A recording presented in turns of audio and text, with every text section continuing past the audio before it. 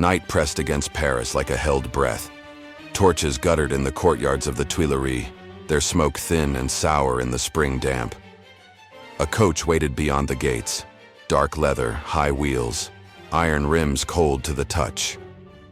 A woman moved through a stairwell with a boy in her arms and a girl at her side, their shoes whispering over the worn stone. A man in a brown coat and gray wig walked briskly past a guard who saw nothing. Not a king, but a silhouette crossing a pool of shadow. The bells slept. The city did not. Somewhere in a back room, a sheet of paper was folded and sealed, the kind of paper that could burn an oath to ash. Somewhere else, the presses creaked as ink flowed and anger sharpened its teeth. In that hour, the road to Varennes began to unspool, and the crown of France began to roll. The year behind them had been a clash of altars and benches. The civil constitution of the clergy had turned pulpits to battlements. Priests weighed Rome against Paris, heaven against the assembly, souls against signatures. Bishops refused the oath and took new names, refractory and non-juring, as if they had grown thorns. The streets did not forgive. Plays mocked tribunals. Pamphlets bled cartoons. Windows rattled at night under fists and stones. In the halls of power, the tone shifted. Men who had ridden the first wave of reform now leaned back and spoke of order. They liked their new France when it stayed still. In cafes and clubs, the word republic appeared like a spark, brighter than it was safe to be. The Jacobins felt the current and tried to turn it. The moderates held the levees. Between them stood a monarch who had sworn to protect a nation that no longer fit in his hands. He waited. He wrote. He prayed. He bargained with a veto because it was the last tool left to him that did not draw blood. He asked Rome for a word that would save his conscience and receive delay. He watched as aunt and nobles slipped away like fish finding deep water. He watched as Lafayette's guard filled the palace corridors and as Bailey's pen fenced in the city. He watched a crowd jam the Tuileries gates when a coach was readied for Easter. 2 hours of faces close to the glass, voices like gravel, a child crying in the heat of a carriage that could not move. He had been threatened in body. Soon he would be threatened in soul. When his confessor chose the oath and he turned him away, the scandal struck like thunder. It is one thing to sit a captive king on a chair. It is another to tell him where his salvation must be found. The balance broke. The private resolve hardened. The map came out. A foreign count moved like a shadow through these rooms, his pockets emptied into a plan. Hans Axel von Fersen brought money and a coach and the neat arithmetic of time and distance. Whispers spread that he brought love as well. Many believed the queen's heart was not hers to spend. Yet historians argue this is court gossip. What cannot be dismissed is his role in the flight, his quiet, his nerve, his habit of disappearing into a crowd. The route ran northeast, the arches, the post houses, the changes of horses, the crossroads at Chalon, the garrison at Montmedy, the Argonne forest, and the frontier beyond. General de Bouillé would set cavalry along the road in thin posts of steel and loyalty. Baroness von Korff would lend a name and a face. Servants would rehearse their lies until they felt like clothes that fit. The passports were real. That was the point. A false paper winks. A true paper speaks calmly to a sleepy official at an hour when the candle is low. The city had more eyes than the plotters guessed. By day, the palace swarmed with uniforms and whispers. By night, the gardens had paths that ended in patrols and doors that looked unlocked until a hinge screamed.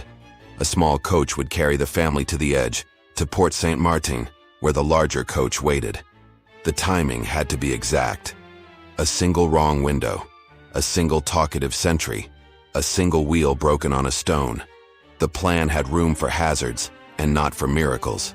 The queen had to pass a man who knew her face better than most. And she did, her hat low, her step disciplined, her pulse a drum.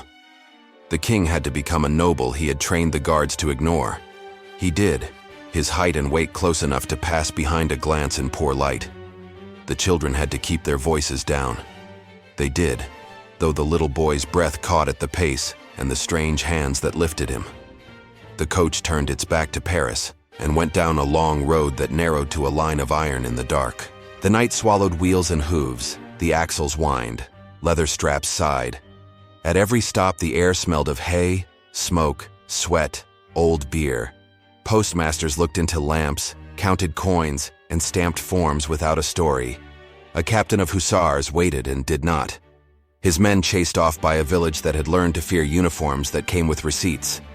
A company of dragoons was found and not found, dissolved into taverns like sugar and hot wine, after an order was cancelled then corrected. In Sainte-Menehould the coach drew stairs. It was too fine. Its sheen told a tale it should have kept to itself. A salute snapped in the air and stuck there. A few men in the crowd understood what that meant, even if they did not yet dare say it aloud. The king felt the carriage rock under his feet and thought of Versailles. He thought of rooms that smelled of wax and polished wood, and found himself in a village square, instead where the language was earth and iron. Dawn found them on a low bridge. A wheel cracked, and the coach listed like a ship. The sky was a thin milk. Birds started up from hedges, their wings brushing the morning. Repairs took time they did not have. The road became a crawl. Horses labored and watched their own breath cloud before them. The queen closed her eyes and opened them again, and saw fields she would not see twice. The Dauphin asked a question that was not answered. They reached Pont de Sommeville with the day already used up. The expected escort did not appear. It had been turned back by taxes that were now a memory with knives. Still, they pushed on. Sainte-Menehould offered alehouses filled with men who should have been saddled. The captain ran to the coach with a face that told the story before his mouth did. He saluted. He pleaded for time. The villagers gathered and murmured, their eyes on the leather, on the wheels, on the faces half veiled by the curtains. The coach moved just before the net tightened. The escape survived by minutes. It would not survive the next day. The postmaster of Sainte-Menehould had a better memory than the plotters allowed. He had seen parades. He had seen the queen's hair catch the sun like steel. He had held an assignat in his hand and studied the stamped profile of a man who never expected to be measured against cheap paper. He and his brother rode hard. Horses eat miles faster than coaches. The road to Varennes ran beneath them like a ribbon forced through a ring. They reached the little town, woke a reluctant official, and argued under a roof that still smelled of last winter's smoke. The procurator, Jean-Baptiste Sauce, listened, pulled on his cloak, and gathered the National Guard, because it is what a man does when a story could be treason and could be rumor, and the only difference is whether he looks. They set an ambush by a stone arch. They waited until the sound of wheels rose from the dark like a river. The first shout was an order. The second was a warning. The third was a threat. The coach did not stop. Muskets leveled. The night held its breath a second time. The reins tightened. The wheels slowed. The carriage settled. The procurator stepped forward with a lamp that showed what it could and not what it must. Papers were ordered and inspected. The leather was real. The seals were true. The names could travel anywhere in France without fear. If the postmaster had not insisted.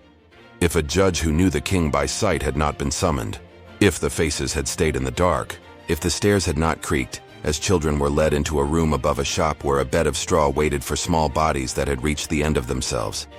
The judge entered and bent his knee without a word. The king spoke one sentence, and in it conceded that the world had caught up. The queen crossed her hands and kept her eyes on a point on the wall. The papers in a small black box began to die in flame. The morning uncoiled and brought uniforms. Captain Romeuf came with the assembly's recall, the words hard as glass. He stood in a room thick with the heat of too many bodies and the weight of stairs. He did not look at the children. He did not have to. The queen read the paper and snapped like a rope under load.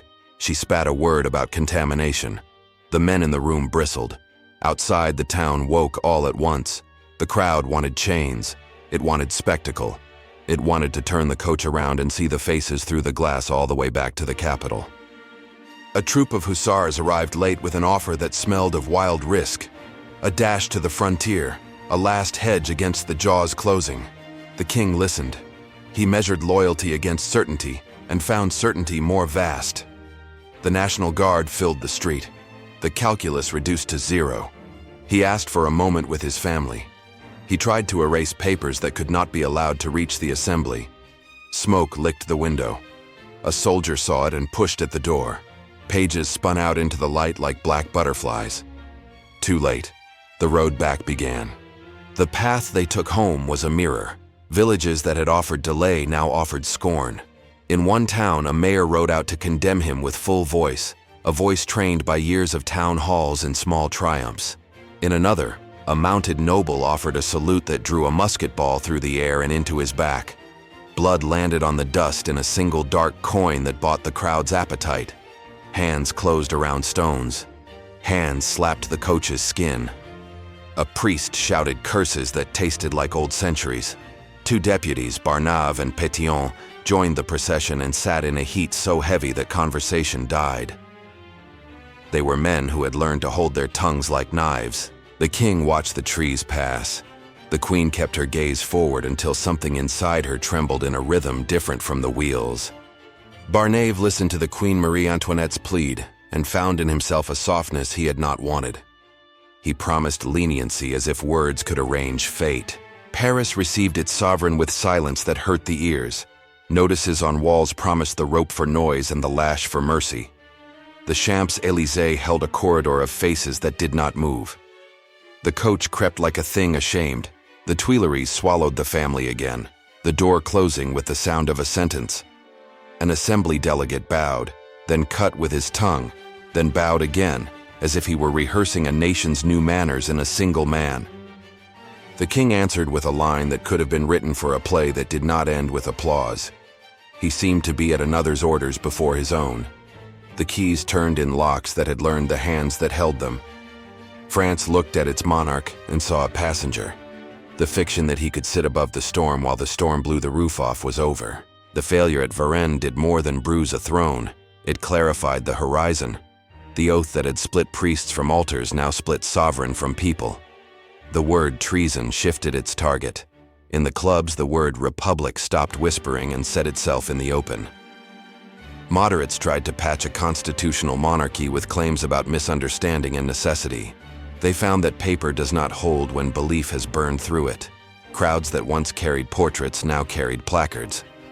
Pamphlets that had drawn clumsy bishops now drew a face with a heavy jaw and an eye that looked sideways at flight.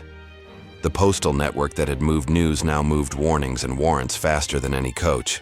The map of power redrew itself around print and rumor and the long boulevard that led to a scaffold not yet built.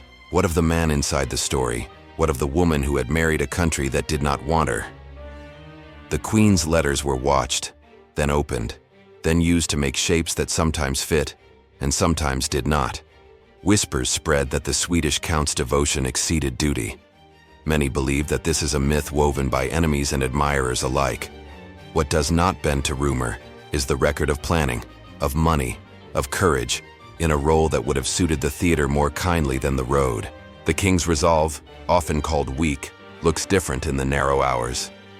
He stood at doors and told armed nobles to put down their swords when blood could have saved him for a day. He sat in a room in Varennes and did not beg. He returned to Paris inside a box of wood and glass while the air outside cut like knives. He had believed in a France that could be fixed with signatures and seals. He had not understood how fast belief moves when it breaks.